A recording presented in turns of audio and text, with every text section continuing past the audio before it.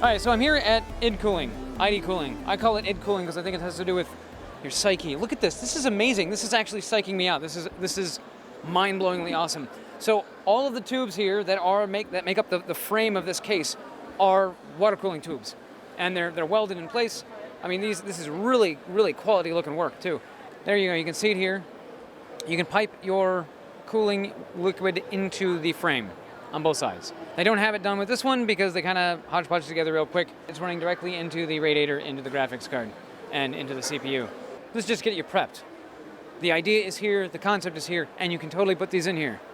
So let's take a step over and go from that one to this one.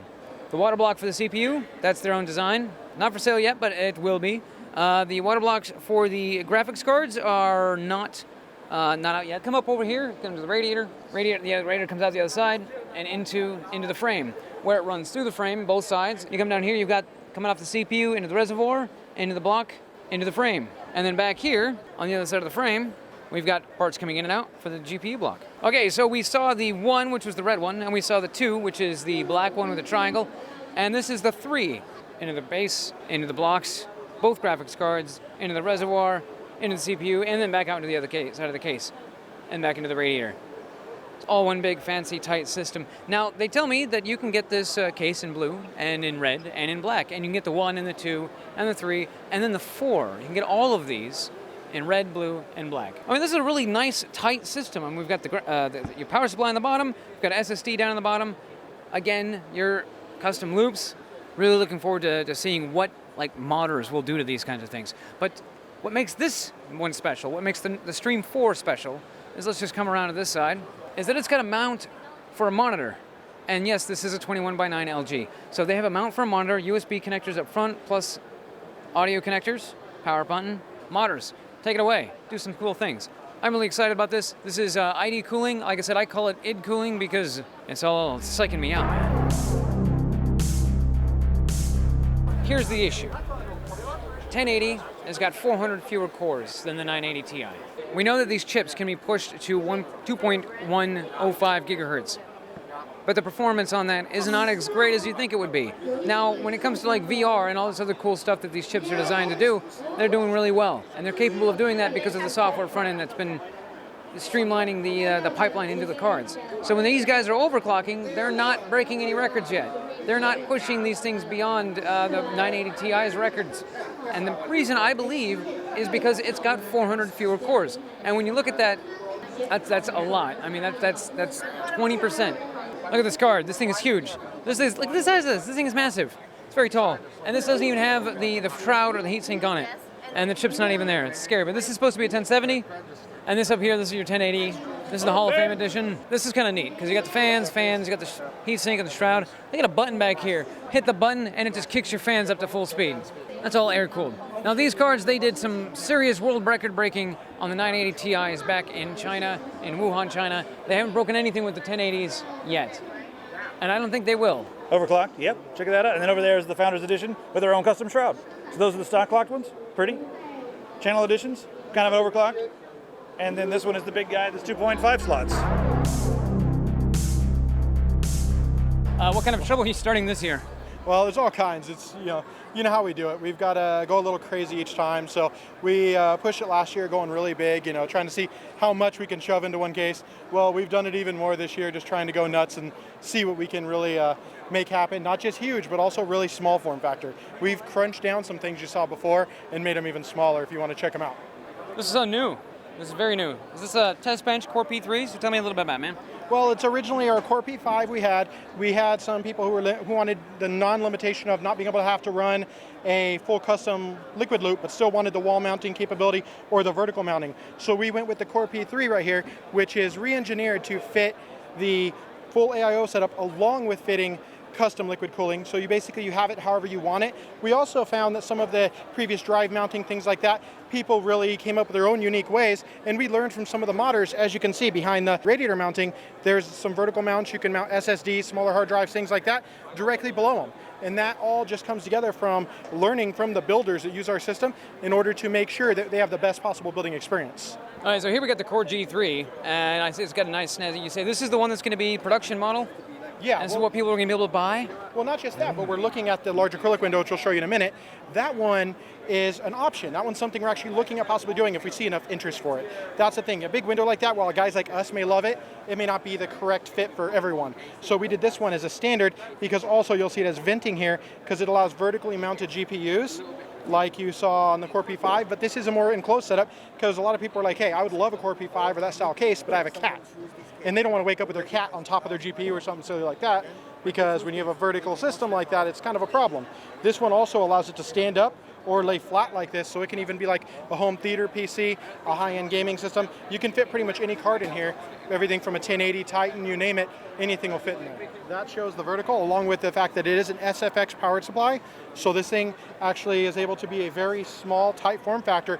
Along with in the front, you can see you can fit massive liquid cooling, so this thing can fit a huge AIO in the front. It's not limited by thermals at all. And you can fit a full ATX board in there, which means sometimes, you pay a premium for an ITX board. This doesn't have that. You can do ITX, ATX, pretty much anywhere in between, and there's no limits to that, which you can save costs sometimes when you're building a system like this, especially a super thin system. Now this here tells me that you can support up to 48 fans, and is that in like a series, or is that all plugged into a single controller? And why is there a limitation of 48?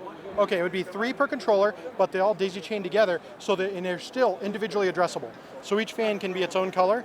It can all be set up in the software. As you can see, you have multiple controllers across the top here. You can run up to 48 fans all together, all different controllers. Each controller has 3 fans. You set them up for RGB. You can customize performance, color. You can even have different blinking effects. You can have them chase each other like you see on the wall here. You can pretty much set it up however you want it. So you can have separate zones of your system, different colors, or have it all cycling through RGB, have them all chasing each other if you want a Christmas tree. It's really up to you. If you want an awesome case mod without, let's say you don't want a bunch of bright LEDs, which you've seen at LAN parties, when someone has a big bright LED case, it can be kind of annoying if you're sitting next to them. So now you can have your own accent, like lighting directly on your tubing, so that you can actually highlight specific areas in different colors and still have a cool showy system without something that's going to blind you if it's sitting next to you. Okay, so this is just how we actually took and made a desk out of our core W series chassis. So you have WP100 on the left and right. Those make up basically your legs, the main structure of the chassis, and then you have 2 P200s across, and you can make a desk out of them. This is just showing how scalable, how versatile our W series has become. Okay, so this, upon first inspection, this just looks like a desk here, but what you're really saying is this is 4 computer cases bolted together. Yeah, basically WP100, and these are just the pedestal parts of the wider 200 case across the top. So it's literally just bolting them together. And I mean, obviously, if we were to do a little time, maybe take the rails out, you could really make it something completely different. But this is just to show, you can take these cases, snap them together like this, and they are like Legos. You can build whatever you want out of them. And then above that, we also have our 3D printed Core P1, which is an ITX Core P series or wall mountable style case. But you can see that's all 100% 3D printed. We're still working on some engineering on that, but that's something you could see coming from us as far as the design. You can literally just get the separate parts, print them up, and build your case. Okay, Shannon, so what is new here? I see a lot of stuff, a lot of colors, a lot of blinking lights. That one's purple. Yeah, so most of them are actually new. This is actually individual lighting for each key, but it's a plunger style switch, so it's like a hybrid membrane / mechanical. And this one's actually a very low cost model while having full RGB capability, and it does have stems like a mechanical switch, so you can use your own keycaps however you want to do them, so that you have this kind of capability in a very low cost keyboard, along with being able to customize it however you want. This thing MSRP is right around, I believe it's right around 60 bucks. Yeah, $55 MSRP. Okay, so what would be the closest cherry equivalent of the switch? And they say it's a plunger style switch. What's the weight? What's the That's kind of almost like a brown, I would say, kind of like a rubbery brown. Yeah, it's like kind of a squishier brown. Side NZX originally it was full blue backlit. Now we have full RGB capability via software. Be able to create all kinds of cool color effects, different chase lighting, things like that. And then we've also enhanced our standard full layout, the 110 key. We've also taken that and we've added, per request from people, we've actually added one with a wrist rest, which just enhances comfort. For mice, well, this one's a black FP. This one has Iron Veil by Synaptics. So basically your thumb will log you into your system. We're even working on website, things like that, but basically full biometric security directly into your system. Now you can just tap your thumb and you're in. And you register fingers just like you would when you have it on your cell phone. Same idea, you just scan it through, and then you're able to log into your system. We have a new smart version of that, which is full RGB, along with the full tracking software you saw before, where it allows you to analyze your gameplay, see your APM, things like that. And beyond that, I think the real highlight would be the newest version of the Level 10, the Level 10M Advanced, and that's this guy right here. This one is one of the first mice to have our 50 million click rated Omron switches, along with a custom laser sensor capable of up to 16,000 DPI. Obviously, by default, it doesn't go that high. You have to set it in software because most people won't be able to use it that high. But if you're a graphics designer, if you're someone with a really high resolution screen, you're going to be able to set that up so that you're not, if you're running spanned 4Ks and you're running at 3,000 DPI, you're going to be wiping across the pad about 6-7 times. So it really just, this is more a professional level gaming mouse.